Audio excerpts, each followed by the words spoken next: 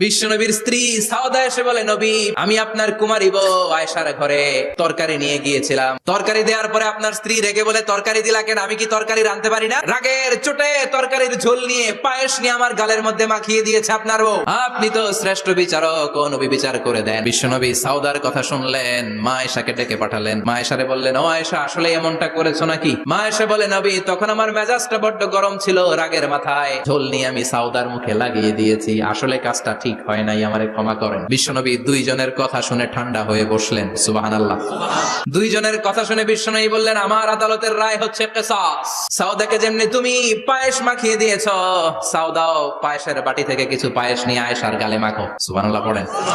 সাউদাও বিশ্বনবীর রায় অনুযায়ী বাটি থেকে পায়েসের ঝোল নিয়ে মা আয়েশার গালের মধ্যে মেখে দিলেন। মা আয়েশা কি আর করবেন, হেসে দিলেন। সাইয়েদাতুনা সাউদাও হাসলেন, বিশ্বনবীও হাসলেন। আরশের